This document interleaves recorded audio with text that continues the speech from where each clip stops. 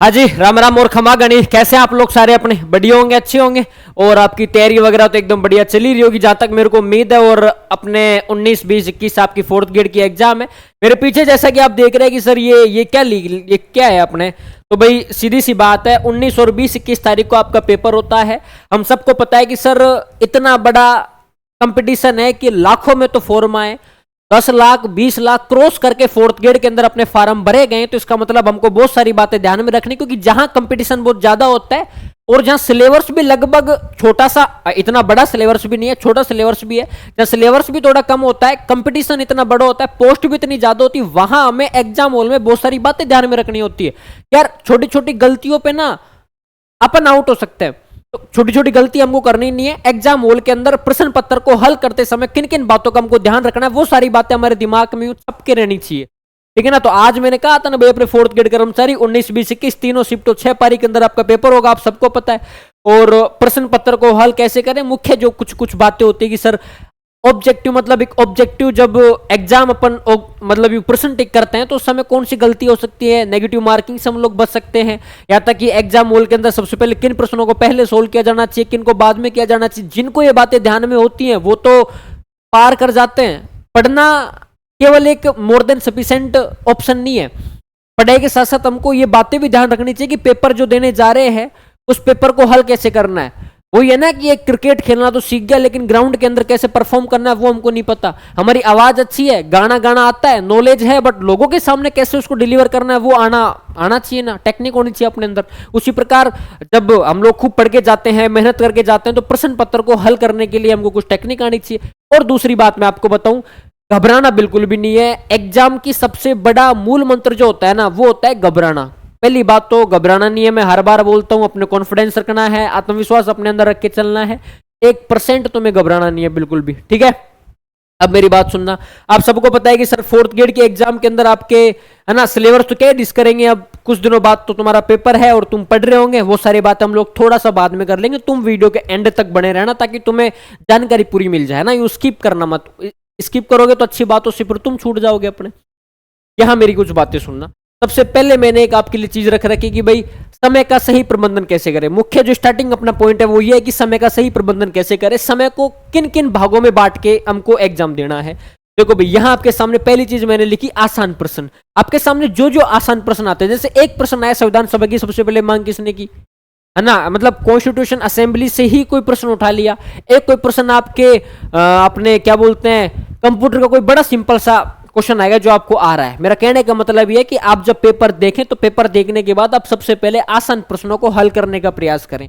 प्रयास क्या, जो आपको आ रहे हैं सबसे पहले वो प्रश्न करने। साफ सीधी बातों में आपको ये बताऊं, इससे क्या होगा वो बातें भी आगे बताऊंगा। पहली बात तो आसान प्रश्न आपको पहले करना है, उसके बाद आपको मध्यम स्तर के प्रश्न करने हैं, मतलब जो ज्यादा कठिन भी नहीं होते और ज्यादा आसान भी नहीं होते, जो थोड़े यूं मीडियम लेवल के क्वेश्चन होते हैं अपन को वो उसके बाद करने। लेकिन सबसे पहली बात ध्यान में रखनी, पहले हमको आसान प्रश्न करने, उसके बाद आपको मध्यम स्तर के प्रश्न सोल्व करने होते हैं। उसके बाद क्या करना है, उसके बाद आपको कठिन और कंफ्यूजिंग प्रश्न सोल्व करने हैं, मतलब जो हार्ड है, तुम्हें लग रहा है कि यार ये प्रश्न तो मेरे को आ नहीं रहा। अच्छा, ये परफॉर्मा मैंने आपको क्यों बताया कि भाई समय को 3 हिस्सों में बांट के हल करना है। सबसे पहले हमको आसान प्रश्न हल करना है, उसके बाद हमको मीडियम लेवल के जो क्वेश्चंस हैं वो हल करना है, उसके बाद जो हार्ड लेवल मतलब कठिन स्तर के प्रश्न है वो सोल्व करने हैं। इसके पीछे का रीजन ये होता है कि सबसे पहले आसान प्रश्न हम लोग सोल्व करेंगे, इससे हमारा कॉन्फिडेंस बढ़ेगा। अगर तुम पेपर में सबसे पहले उन प्रश्नों के ऊपर हाथ मारोगे जो तुमको आते ही नहीं है, जो बहुत कठिन है, जो एक अच्छे लेवल के क्वेश्चन है, तो कठिन प्रश्न देखते तुम्हारा दिमाग खराब हो जाएगा, यार ये तो पेपर बड़ा कठिन आ गया, अब क्या करूं मैं। तो ऐसा नहीं करना। अपने सबसे पहले जो एकदम यूं सिंपल क्वेश्चंस होते हैं वो करना है। सिंपल क्वेश्चन वही होते हैं जो हमको आ रहे होते हैं, जिनको यूं तुरंत देखते ही कि हाँ यार 1870 क्रांति के अंदर सबसे पहले तो अपने अलवर और भरतपुर संधि करते हैं, 1803 के अंदर ये तो मेरे को आता है, ढंग से आता है। तुम उसको जैसे टिक करोगे तुम्हारा कॉन्फिडेंस बढ़ेगा, अरे वाह यार इतने सिंपल प्रश्न दे रखे है ना, ह्यूमन नेचर है अपना। तो ये बात याद रखनी, ठीक है। एक मैंने कहा मीडियम स्तर के प्रश्न वो कैसे होते हैं, वो पूछ ले कि यार 1857 क्रांति के समय अलवर का राजा कौन था संधि करते समय, तो आपको वो चीज भी याद रखनी है। भरतपुर का राजा कौन था वो चीज भी याद रखनी है। उनको बोलते हैं मीडियम स्तर के प्रश्न, है ना। तो प्रश्नों का आप थोड़ा सा ध्यान रखना, पहले आसान प्रश्न, फिर अपने मध्यम स्तर के प्रश्न, फिर अपने थोड़े से कठिन प्रश्न। अगला अपने पास में आता है आसान प्रश्न को हल करने का फायदा है। मैंने एक बताया कि आपका जो कॉन्फिडेंस लेवल है ना वो कॉन्फिडेंस लेवल अच्छा हो जाएगा। जब कॉन्फिडेंस लेवल अच्छा होगा तो आपको पेपर भी अच्छा होगा। जब आपका कॉन्फिडेंस लेवल अच्छा होता है तो आपका पेपर भी बहुत अच्छा होता है। तो एक तो ये चीज आप थोड़ी सी याद रखना। एक मैंने आपको यहां बता रहा कि प्रत्येक प्रश्न को ध्यान से पढ़े। हाँ, ये सबसे मेन इंपॉर्टेंट है। मेरे को याद है, मैं कभी कोई पेपर सोल्व करता हूं, मैं कभी कोई पेपर देखता हूं, तो कभी कभी तो मेरे से 100 प्रश्नों में से भी कम नहीं ना तो 7 या 8 प्रश्न तो ऐसे गलत हो जाते हैं जो मेरे को आ रहे होते हैं, लेकिन मैंने प्रश्न को ध्यान से नहीं पढ़ा और प्रश्न को ध्यान से ना पढ़ने के चक्कर में वो प्रश्न मेरे से गलत हो गया। उसका आंसर मैंने कुछ और टिक कर दिया, बल्कि आंसर मेरे को पता था। जैसे एक प्रश्न दे रखा था कि भाई राजस्थान का अक्षांशीय विस्तार कितना है, और नीचे लिख रखा है छोटे से कोष्टक में कितना नहीं है, असत्य कथन का चयन करें। लेकिन मैंने असत्य कथन के चयन को नहीं पढ़ा, मैंने पढ़ा कि राजस्थान का अक्षांशीय विस्तार कितना है। अब मेरे को पता होता है कि वो राजस्थान का तो अक्षांशीय विस्तार सर अपने 30 डिग्री 12 मिनट कोना गांव श्रीगंगानगर से लेके 23 डिग्री 3 मिनट बोरकुंडा गांव बांसवाड़ा है, 826 किलोमीटर की दूरी है सर। अपने 60 डिग्री 9 मिनट का अक्षांशीय विस्तार होता है सर, ये प्लान डिगड़ा सब याद था तुमको, तुमने वो सही कर दिया, तुम्हारी जगह तुम सही थे। लेकिन तुमने प्रश्न को ध्यान से नहीं पढ़ा। उस प्रश्न के कोष्टक में ये भी लिख रखा था कि असत्य कथन का चयन करें। उस प्रश्न के कोष्टक में बना के ये भी लिख रखा था कि असत्य कथन का चयन करें, पर तुमने असत्य कथन को तो देखा ही नहीं, तुमने पढ़ा ही नहीं, तो इससे तुम्हारा प्रश्न भी गलत हो गया। तो पहली बात क्या रखनी है, अपने प्रश्न को ध्यान से पढ़ना, जल्दबाजी नहीं करनी। कभी कभी विद्यार्थी क्या करता है, ओवर कॉन्फिडेंस में आ जाता है, ओवर स्मार्ट बनने की कोशिश करता है। उसको लगता है मेरे को तो अब सब कुछ आ गया, मेरे को 15 प्रश्न आ गए तो इसका मतलब है कि मुझे सारे प्रश्न आ जाएंगे, एक एक प्रश्न सही कर दूंगा। बट नहीं, ये गलती ध्यान में रखनी है, ये गलती कतई नहीं करनी हम लोगों को। हर प्रश्न को ध्यान से पढ़ना है, प्रत्येक प्रश्न को ध्यान से पढ़ना है, ठीक है। पहले आसान प्रश्न सोल्व करने हैं, उसके बाद हमको मध्यम स्तर के प्रश्न सोल्व करने हैं, उसके बाद एंड में, अंत में जब आपके पास समय बचता है, आसान प्रश्न सोल्व कर लिए जो आ रहे थे, जो आ भी रहे थे, जो नहीं भी आ रहे थे फिर वो सोल्व कर लिए, और जो बिल्कुल नहीं आ रहे, जिनमें तुम्हें लगता है यहां तो तुक्का मारना पड़ेगा, उन प्रश्नों को सबसे एंड में करना है, और एक एक प्रश्न को हमको ध्यान से पढ़ना है। अगली बात मैंने कहा कि OMR मैन, भाई साहब असली सीढ़ी तो ये है, अगर इस सीढ़ी पे पैर गलत रख दिया तो सीधा यूं दम देने से नीचे आगे पड़ोगे, फिर चाहे तुम्हारी कितनी भी तैयारी क्यों ना हो। मेरे को याद है, मेरे चाचा का लड़का एक बार एग्जाम दे के आया, कोई LDC का पेपर अभी हुआ था, जिसके अंदर टाइपिंग वगैरह होती है ना, उसमें उस पेपर को दे के आने के बाद में उसका रिजल्ट आया, तो वो रिजल्ट से पहले मिठाई बांट रहा था कि यार मैं तो पास हूं और तुम मिठाई खाओ अपने। जब रिजल्ट आया वो फेल दिखा। मैंने पूछा यार तू फेल क्यों हो गया? तू तो यार मतलब तेरे नंबर अच्छे बैठ रहे थे, बकायदा उसकी चीजें बहुत अच्छी से याद थी। मैं उससे पूछूं कि तू क्रांति सुना, तो मेरे को मेरे से भी ज्यादा सुना के बोलता कि ले तू 2 फैक्ट और सुना एक्स्ट्रा।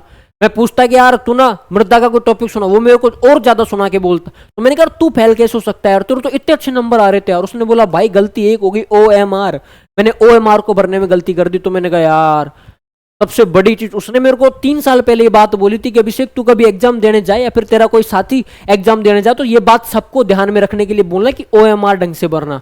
OMR के अंदर अगर अपन A ऑप्शन सही हो रहा है, अपन ने ए ऑप्शन टिक किया था पेपर में, बट अपन जल्दबाजी में B ऑप्शन कर देते हैं, है ना। तो यूं पेशेंस के साथ, धैर्य पूर्वक, हमको एकदम शांत बिहेव से, एकदम शांत दिमाग से, कूल माइंड से हमको पेपर सोल्व करके आना है, ठीक है। OMR ढंग से भरनी है, ठीक है ना। OMR का भाई बहुत बड़ा रोल होता है अपने आप में यार। अगर OMR तुम ढंग से नहीं भरोगे फिर तो पूरी की पूरी मामला चौपट हो जाता है अपने। OMR अपने ढंग से भरनी, ये छोटी सी बात आप याद रखना। एक पॉइंट अपने पास में आता है नेगेटिव मार्किंग। सबसे बड़ी चीज, विद्यार्थी को लगता है मेरे को 50% आ रहे थे, मेरे को 40% नहीं आ रहे थे, सर मैंने 40 में तुक्का दे दिया, 40 में से 20 तो सही जाएंगे और जो बाकी के 20% गलत होंगे उनको ये प्रश्न झेल लेंगे। क्या मतलब हुआ फिर? इससे बढ़िया तो तुम नेगेटिव मार्किंग करके ही नहीं आते। नेगेटिव मार्किंग से बचने का सिंपल सा एक ऑप्शन है। तुम्हारे सामने कोई एक सवाल दे रखा है कि अल्फ्रेड वेगनर के अनुसार पेंजिया का अर्थ क्या होता है। अब आप सबको पता है, आप लोगों ने जब राजस्थान ज्योग्राफी के अंदर राजस्थान की उत्पत्ति पढ़ी होगी तो आपको पता है कि सर अल्फ्रेड वेगनर के अनुसार पेंजिया का मतलब होता है संयुक्त महाद्वीप, मतलब सारे महाद्वीपों को मिला के जो कहा जाता है, एक वर्ड का यूज लिया जाता है पेंजिया, जो धरती के 29% भूभाग के ऊपर पाया जाता है। तुम्हें पता था ये बात, है ना सर? मेरे को बहुत अच्छे से ध्यान में थी, बट सर मुझे लगा कि 29% भूभाग पे पाया जाता है और 27 पे पाया जाता है। तो सर मुझे लगा ना कि 2 ऑप्शन सही है और 2 ऑप्शन गलत है। अगर तुम्हें लग रहा है कि 2 ऑप्शन सही है और 2 ऑप्शन गलत है, तो जो 2 ऑप्शन गलत है इनको तो एक बार साइड में कर दो। अब जो तुम्हें 2 ऑप्शन सही लग रहे हैं इनको देखो कि इनमें से कौन सा सही हो सकता है। अगर इन दोनों ऑप्शन में तुम्हें ये वाला जो ऑप्शन है इसमें लग रहा है कि सर इसमें तो 50% चांस है कि ये सही है, और सर ये मुझे थोड़ा थोड़ा गलत लग रहा है कि ये तो नहीं हो सकता, तो जो तुम्हें 50% सही लग रहा है उसको टिक करके आ जाओ। ये तो होता है कि मतलब मैक्सिमम हम लोगों ने तुक्का मारा, इसको बोलते हैं तुक्का मारना। तुक्का ये नहीं होता कि ए ऑप्शन दे रखा है या बी ऑप्शन दे रखा है या सी ऑप्शन दे रखा है, डी ऑप्शन दे रखा है, ले बाबा जी का नाम, ले बाबा जी का नाम, मैं जहां पे अटका ले भाई तुक्का, अगली बार बजरंग बली तो ले जहां पे अटका ले भाई साहब, ऐसे नहीं करना अपने, है ना। ये तुक्के बचपन में मारते थे। यहाँ भाई साहब रोजगार का मामला है, पॉइंट पॉइंट से तुम्हें रोजगार मिलने से तुम दूर हो जाओगे, ठीक है ना। तो ये बात तुमने थोड़ी सी याद रखना, तुम बस समझ गए। नेगेटिव मार्किंग, हाँ, और वही प्रश्न सोल्व करो जिसमें तुम्हें 50% से ज्यादा कॉन्फिडेंस है। अगर तुम्हें 50% से ज्यादा कॉन्फिडेंस है तो क्वेश्चन को सही कर दो। तुम्हें लगता है कि नहीं सर इसमें तो मेरा 50% से कम है, मेरा जो कॉन्फिडेंस है वो थोड़ा सा कम है, तो फिर उस प्रश्न को छोड़ दो, फिर उस प्रश्न को करो ही मत। मैं तो कहता हूं हटा दो उस प्रश्न को, फिर करना व्यर्थ है, ठीक है ना। तो ये बातें आपको ध्यान में रखनी है। अगले एक जो पॉइंट तुम्हारे पास आता होता है, एक प्रश्न को ज्यादा समय नहीं दें। तुम्हें लग रहा है कि ये प्रश्न मुझे नहीं आ रहा, इस प्रश्न के अंदर मेरा दिमाग काम नहीं कर रहा, इस प्रश्न को मैं सेट कर ही नहीं सकता, तो फिर उस प्रश्न के ऊपर ज्यादा माथापड़ी करनी नहीं है। अगर मैं कह रहा हूं पढ़ाई तुम्हारी अच्छी है, तैयारी तुम्हारी बहुत अच्छी है, तुम लोगों ने मॉक टेस्ट दिए हैं, तुम लोगों ने मॉडल पेपर सोल्व किए हैं, राजस्थान जीके, मैथ, है ना, अपने कोई रीजनिंग का, अब मैंने कभी अगर इंडिया जीके तुम्हें बोल दिया होगा तो मैंने तुम्हें समझाने के लिए बोला होगा, ठीक है ना। कहीं तुम्हें लगे गुरुजी आती नहीं है, आपने कैसे बोल दिया, तो मैंने तुम्हें समझाने के लिए, फॉर एग्जाम्पल के लिए बोला होगा, ठीक है। तो एक एक प्रश्न को हमको ध्यान से पढ़ना, ऐसा नहीं हो कि तुम जल्दबाजी के अंदर चीजें गलती कर दो। अच्छा, तुम इस पूरी वीडियो को देखने के बाद एक एनालिसिस निकालोगे कि सर आपने ये जो पूरी वीडियो बनाई है ना, इसका केवल एक मकसद है, शांत होकर एग्जाम देनी है, शांत होकर पेपर देना, घबराना नहीं है, अपने घबराना बिल्कुल भी नहीं है ना। इस पूरी वीडियो को देखने के बाद वो होता है ना कि भाई कोई मैं पिक्चर देख के आया कि यार सर आज तो मैं ना मूवी देख के आया था, मैंने पूछा अच्छा तो मूवी देख के आया तो बता दो फिर क्या सीखा मूवी से।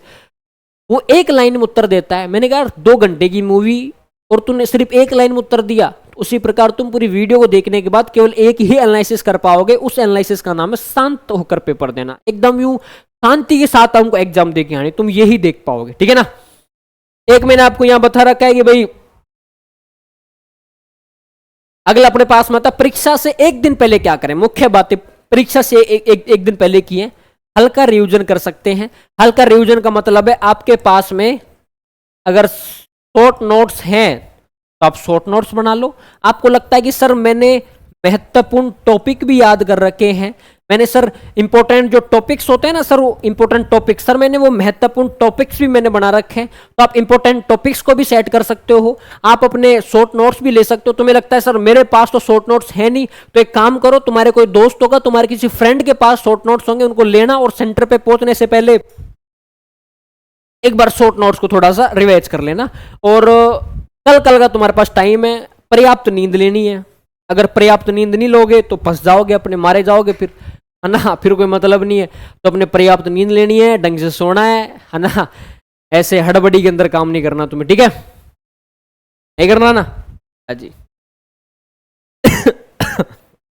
सॉरी भाई, ठीक है ना। तो ये सारी बातें मैंने आपको बताई जो आपको ध्यान में रखनी है। एक बार वापस मैं सारी बात आपको रिवाइज करा दूं। समय का सही प्रबंधन कैसे करें, कुल समय को 3 हिस्सों में बांटना है, मैंने लिख रखी चीजें, ठीक है। आसान प्रश्न पहले सोल्व करने, उसके बाद मध्यम स्तर के प्रश्न सोल्व करने, उसके बाद कठिन कंफ्यूजिंग जो प्रश्न होते हैं वो सोल्व करने हैं। मैंने कहा कि आसान प्रश्न सही करने का फायदा कॉन्फिडेंस आ जाएगा। प्रत्येक प्रश्न को ध्यान से पढ़े, हाँ प्रत्येक प्रश्न को हमको ध्यान से पढ़ना है ना, एकदम यूं फोकस देके पढ़ना है। एक मैंने कहा कि भाई साहब OMR ढंग से बढ़ रही है, ये तो मैं कहता हूं 60% रोल तो OMR का ही होता है, बाकी तो तुम्हारी नॉर्मल अंडरस्टैंडिंग का होता है। नेगेटिव मार्किंग से बचने के तरीके मैंने बता दिए। कोई प्रश्न जो आपको नहीं आ रहा लेकिन उसमें 50% से ज्यादा कॉन्फिडेंस है तो ऑप्शन को सही करके आ जाओ। वो अगर उसमें 50% से कम कॉन्फिडेंस है, सर इसमें तो मेरा कॉन्फिडेंस लेवल कतई डिल है, डाउन है, तो वो फिर तुम गलत करके आ जाओ, सिंपल सी बात है। एक मैंने कहा कि एक प्रश्न पर ज्यादा समय नहीं लगाएं, है ना, कोई भी प्रश्न है उस प्रश्न के ऊपर ज्यादा समय हमको व्यक्त नहीं करना है, मतलब ज्यादा टाइम नहीं लगाना। एक मैंने आपको यहां बता रखा है परीक्षा से एक दिन पहले हल्का रिवीजन कर सकते हैं, आप पर्याप्त नींद ले सकते हैं। फिर यहाँ जो मैंने आपको नॉर्मल बातें बता रखी है, ये सारी बातें आपको याद रखनी है।